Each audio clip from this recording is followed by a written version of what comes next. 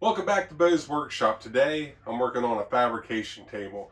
It's going to be 8 feet long, 39 inches wide. I wanted something narrow enough that I could get in and out of the shop and be able to move around and work.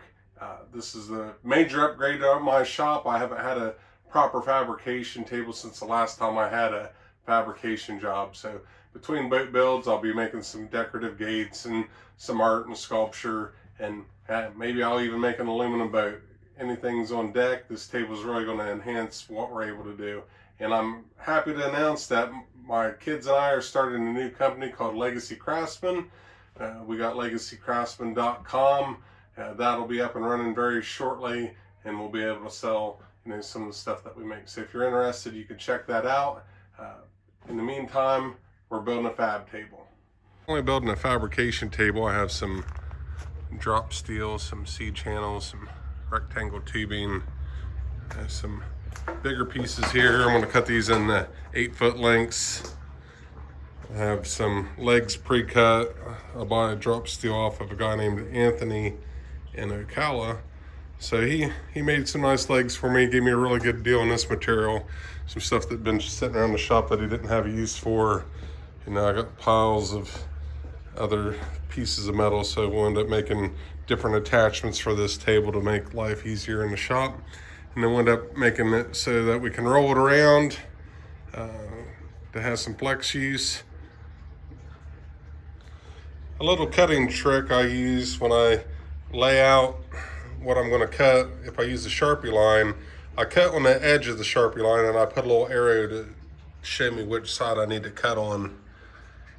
And it's not quite machining grade tolerances, but it'll get you within a 1/16 of an inch if you're careful enough.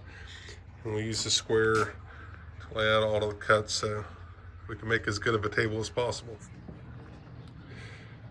This is my new angle grinder. This is the first time I've used it, for the price, and it has plenty of power.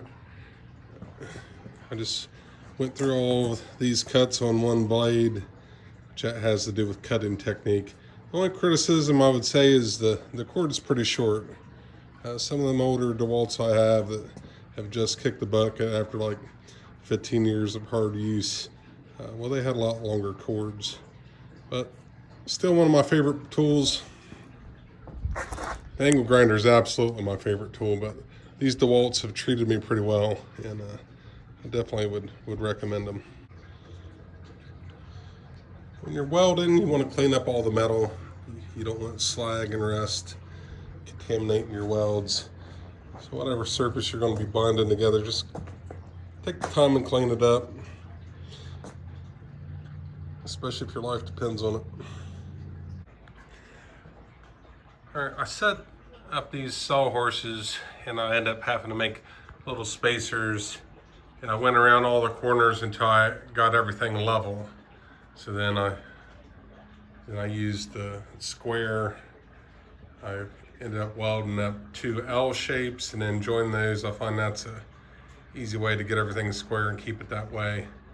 And then now I'm moving into welding the legs in. I'm just going to put one on each corner, and I'm going to come in with angle material and brace that to the center. When you're setting up the legs, you can use a couple clamps to get some tension. Now I have the table flattened out and level, so you can use a bubble level and make sure that these are straight up and down with the ground, or you can use a square. With the way that I have these clamps set up, it's a little bit easier to do the bubble level. And then once you get it all put together, it looks like that. I have the fab table together now. I'm going to put some bolts to be able to level out the legs on each side, but it's starting to get a little heavy, so I'm going to flip it over on the right side up before I do anything else.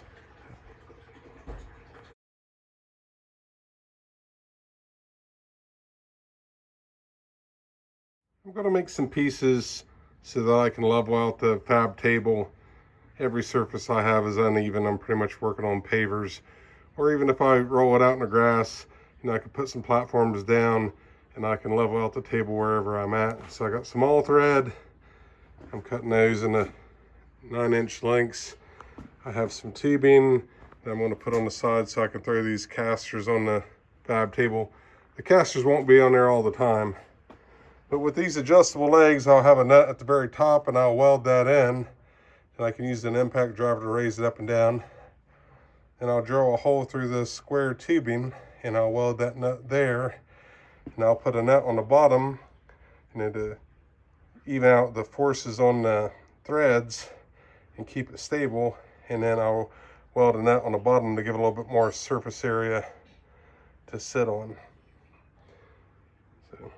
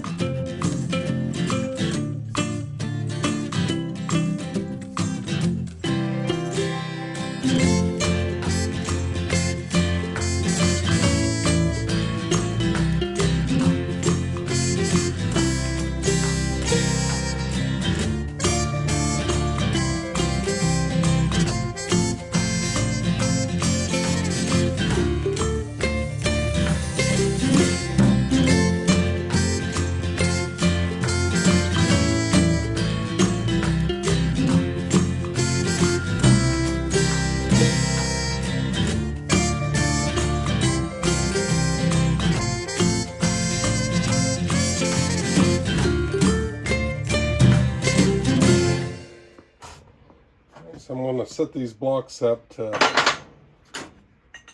weld these adjusters on. So we'll put that through there.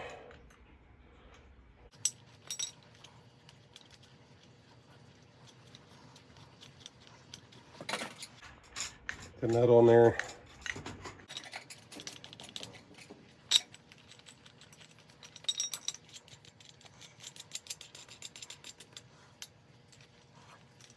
So we're going to weld this nut and this nut to that piece, and then I'll have a little foot on the bottom of the adjuster.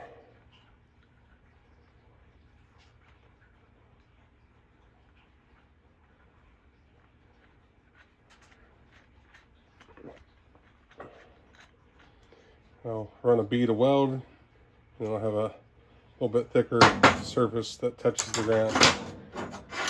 And when you cut all thread, if you've never cut a bolt, you need to grind a chamfer around the edge, because these burrs will make it hard to get the nut on. But if you put a little chamfer on there, it'll screw right on. Here's the all thread with the burr. I'm going to put a chamfer on that. I'm going to show you a little trick on how to do it. I've got a flat disc, make it nice and smooth.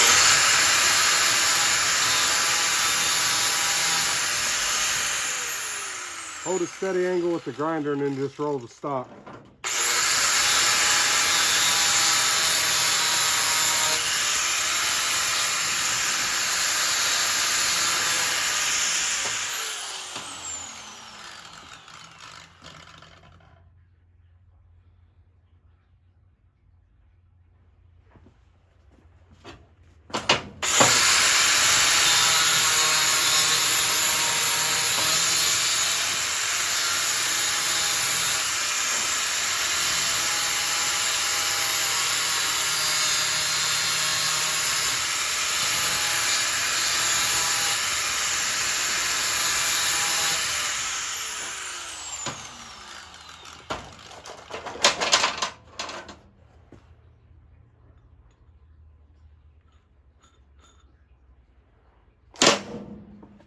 It's that easy.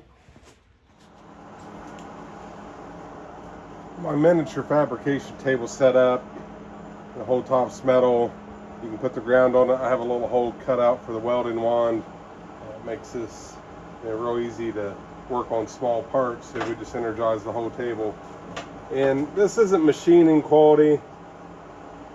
Getting this spaced out a little bit here where it's not touching the sides of the square tubing. And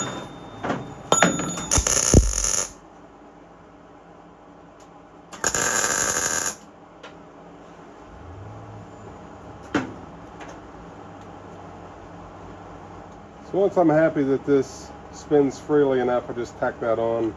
If that's binding up, you're going to want to cut that tack weld and maneuver it around a little bit. But now I'm ready to go. I'm just going to weld these nuts on here.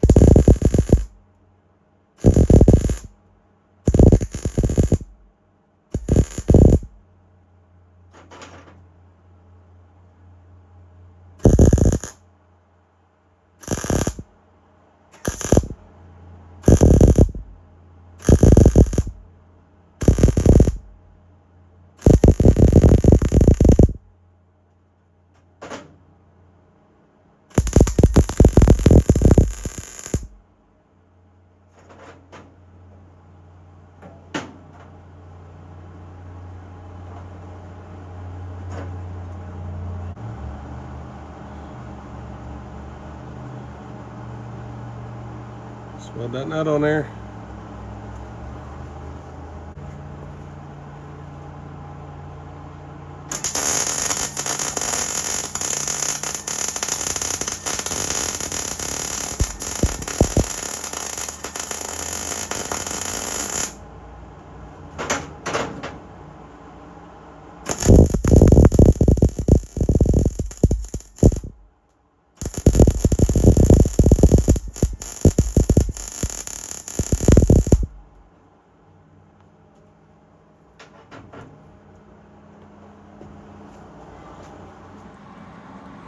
We have the leveling adjusters and the tubes for the casters when I want to move it on all four corners. Everything's welded up. I need to get some more angle iron. The place I usually buy angle iron has some pretty heavy 2x3, 3/16 angle material, and I'd like to have some slats through here for places to clamp.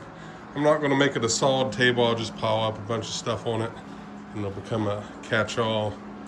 But if it's slatted, then all the grinding dust, the slag could fall through largely, and maybe I won't pile as much stuff on it. For now, it's complete until I get more metal. So I can start building gates and longer things. I could set this up for a boat jig. Think about making an aluminum boat.